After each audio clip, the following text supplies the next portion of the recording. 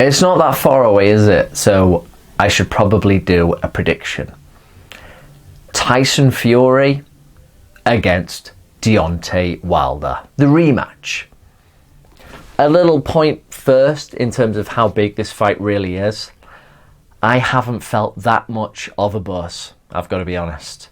They have tried to sell this. I've heard somebody, was it Fury, tried to say this is the biggest fight since Tyson, Lennox Lewis. If you have to try and draw a comparison of how big a fight is, that is a sure tell that it is not that big a fight and that it is struggling to drum up interest.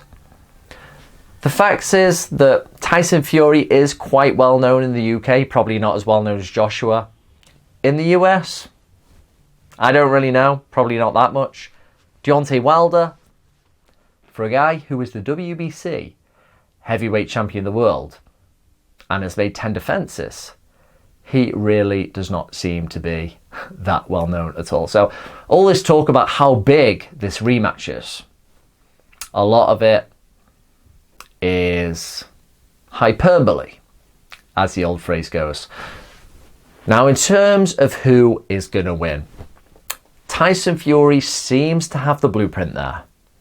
If he can come in fitter, can refine what he did in the first fight, then he can convert, surely, an unjust draw into, if not a unanimous, at least a majority decision for himself. If he manages to skirt away from the big punches, if he's able to read Wilder, frustrate him, and just manage to carry that on for just 36 minutes, then he can get that big victory, and then he can start to really beat his chest and say that he is the best heavyweight in the world. What I find interesting about this rematch, a lot of people have spoken about how Fury just needs to refine the blueprint that he did in the first fight. For me, Deontay Wilder can improve more in this. He was so unimpressive in the first fight, and yet he came within a whisker of winning. That says a lot. Now, one thing that Wilder should really look to be doing, even though he said he struggles to eat, he finds it hard to put on weight, this guy needs to be a bit heavier. He is a bit of a physical freak in a sense because he's pushing his mid-30s, he's 6'7", and he is so spindly, very skinny legs, very narrow waist. This guy struggles to put weight on.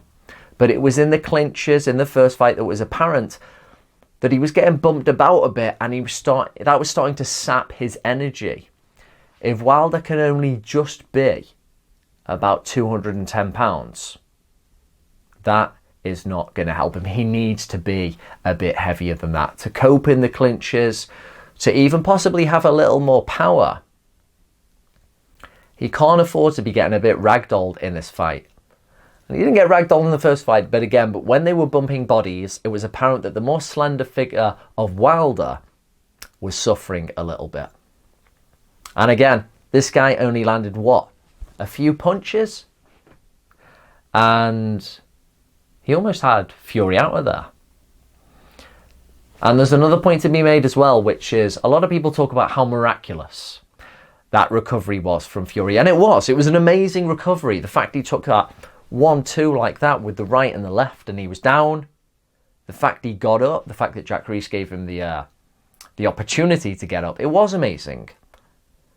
But Wilder did not crack him on the jaw. This was kind of a cheek temple shot. There was not a lot of head rotation. Fury was still moving away from the shot. My point being, in the rematch, Wilder can hit him more cleanly. He can hit him crack on the jaw, possibly coming in, if he times it right. And if we're to believe what he's been saying recently, what he perhaps showed in the Luis Ortiz rematch, he's learning how to be more patient. There was a degree of frustration and rushing his shots in the first fight with Fury, where he was probably wasting energy and he wasn't just sitting back and letting Fury do anything and just waiting for the right hand to present itself. If Wilder shows up a bit heavier, a bit more patient, he is giving himself a real good shot of landing that one-hitter quitter, that Alabama slammer, which we know can end things, regardless of how good Tyson Fury's powers of recovery are.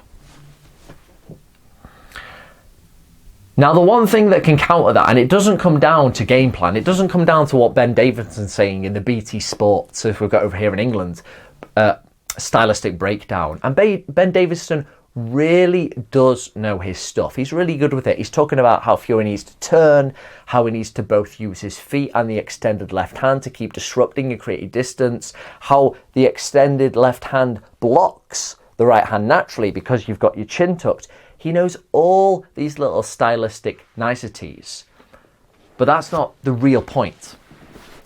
The real strength of Tyson Fury, which is irrespective whether he's got Ben Davison or Peter Fury in the corner, or his dad, Big John Fury, is that Tyson Fury has a natural intuition in the ring. He really doesn't know what he's going to do next. He has said as much, meaning he doesn't leave a trail. This is something Freddie Roach talks about, which is when you fight somebody, you don't look for mistakes, you look for habits, you look for patterns. Tyson Fury doesn't leave real habits or patterns. He moves around, he jerks about, he throws left hand, he turns, he grabs you, he messes about, he puts his hand up, he throws a 1, 2, 3, he grabs you again. He fights with what Bruce Lee called broken rhythm. That is exactly what Tyson Fury does. So he could possibly not be in the best shape. It doesn't really matter who he's getting trained by.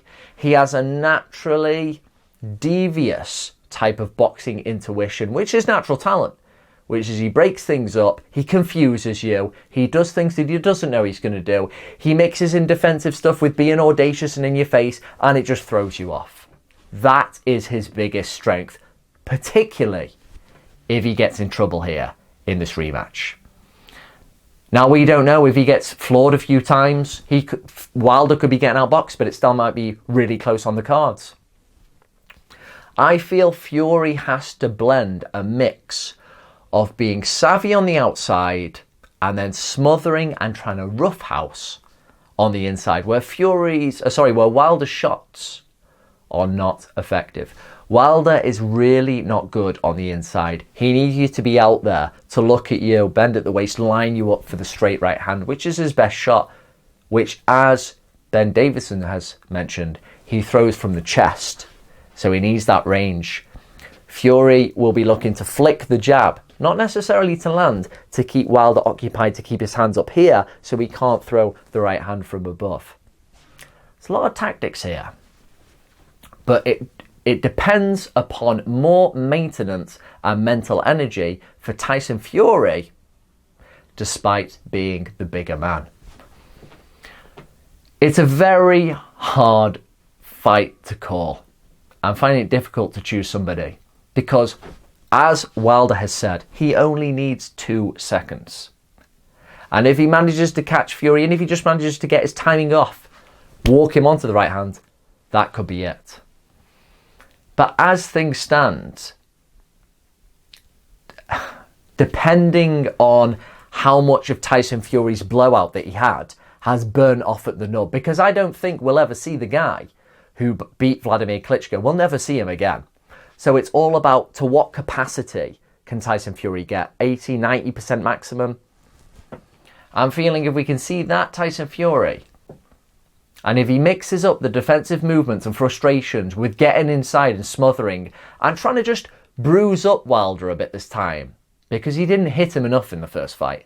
If he can bruise him up and frustrate him, then maybe the Gypsy King can come away with a decision. But if he gets sparked along the way, I really cannot be surprised.